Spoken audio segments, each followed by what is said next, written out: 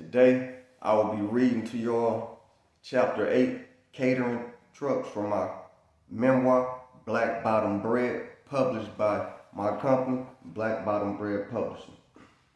Catering Trucks. As a teenager, me and my crew used to chill at a house we called our house and the shack. In all actuality, the house didn't technically belong to us, but it might as well because we treated it as such with no protest from the owner. The house's owner was my man's father, Bud, rest in peace, who gave us free reign of the place without restrictions. Even when the house had a small fire, it was as if it never happened because we fixed it up as best as we could. Most parents didn't want their children around the shack because they knew or thought they knew what we did or what went on at our house. I hated the fact that someone would want to keep his or her child away from me, especially when I thought I was supposed to be living how I was.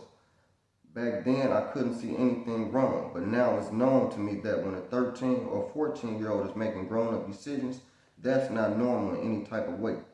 Only because I was in the frame and couldn't see the picture. But when I stepped out of it, I could see the picture plain as day. Don't be afraid to step out of frame in order to get where you want to be in life. Across the street from our house, we had a neighbor who told us that we could use his garage for whatever we wanted it for a fee. Right up our alley because it seemed as if it was never a time that we didn't need extra space. That the garage was quickly put to use for a lot of different reasons, and just as promised, our neighbor was handsomely compensated. Although he knew his garage was being used for everything under the sun that wasn't within the bounds of the law, his French benefits due to being associated with us and the life made him turn a blind eye to all of our illicit activities. On one of the rare days that the garage was empty, we were standing in it, smoking weed and kicking it. Somehow the conversation shifted to what we were going to use it for next. As usual, somebody suggested something that was inconceivable and it turned out to be ingenious. I can't lie, some of the shit that we bounced off one another was dumb as hell, or crazy as hell, and we quickly agreed upon it. More than likely, if I would have suggested that we go to the moon, had a somewhat plausible plan, my guys would have been with me 100%, and that's how it was with us. Our rationale was that chances made champions. In our neighborhood, there were two catering companies that were just as much as a representative of the Black Bottom as we were. Who thinks about breaking into these type of places? Obvious, my crew, because we did, and took two trucks out of one of them. Whose idea it was originally, I can't remember. But what I do know is that after some planning and doing homework, a couple of nights later, the mission was accomplished and very successful.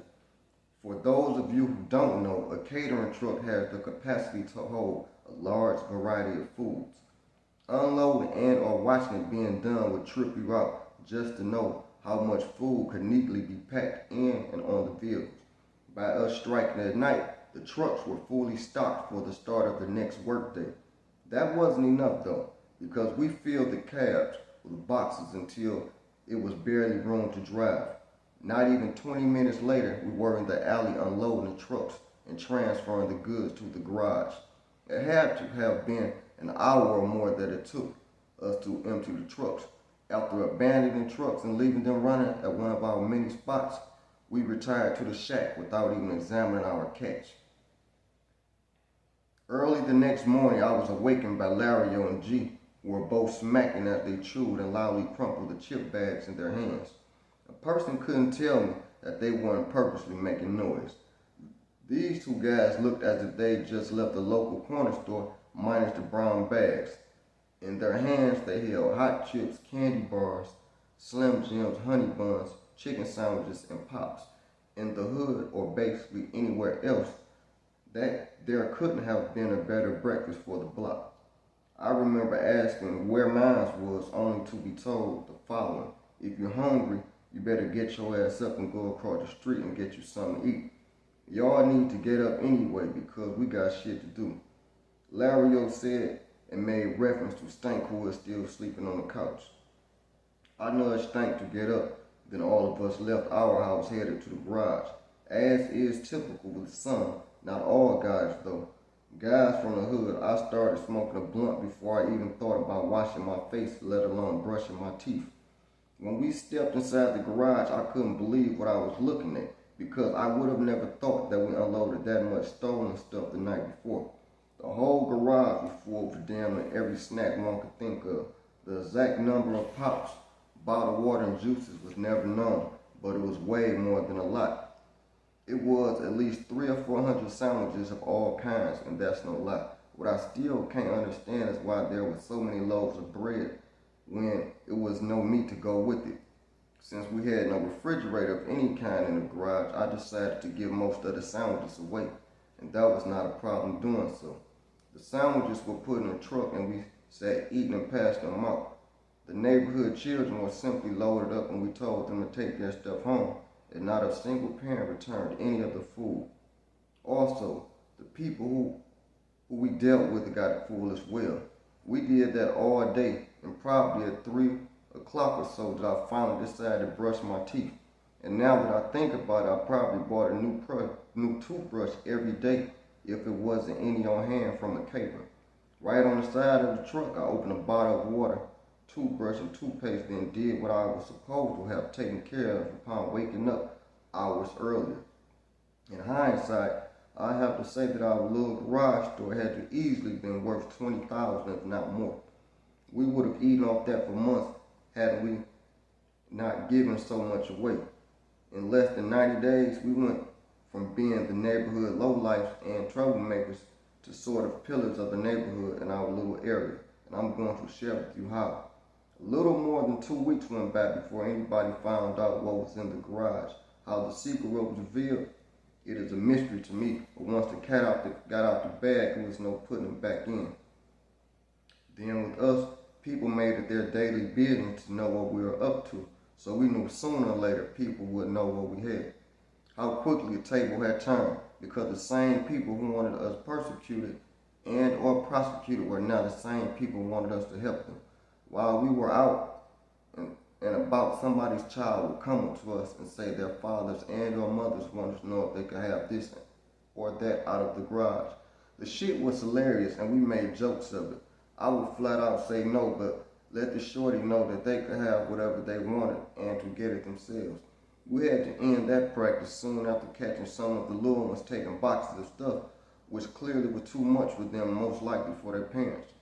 After turning down a lot of the children's requests on behalf of their parents, the parents started to get bold and bossy. They would come up to us wherever we were and ask for something. If someone felt as if they were cooler with one of us, they would pull that individual away and ask for something, as if the rest of us wouldn't know.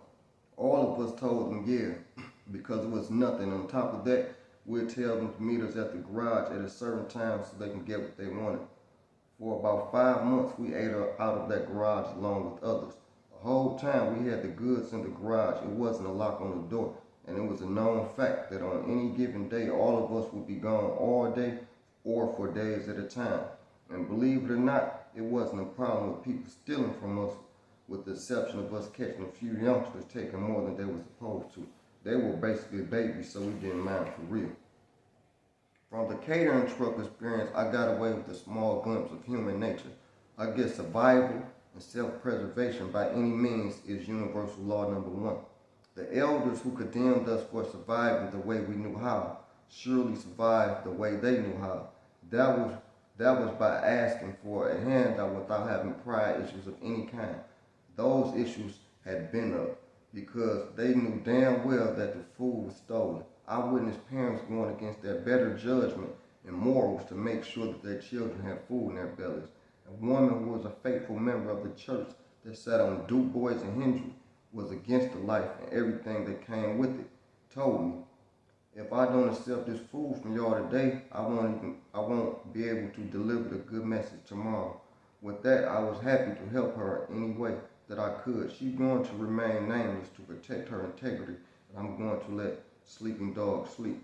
Also, I don't want to show any disrespect because I don't know if they're still living or not. Without them trucks, I would have never learned or knew that it's possible to do the wrong thing for the right reasons. Don't get me wrong, that's my rationale. In no way do I want this revelation to be misconstrued as me giving anyone the thought that it could be justifiable, because wrong is wrong and right is right. Nothing is right about stealing. Thank y'all, and there go y'all NFT. How y'all doing? Today, I will be reading to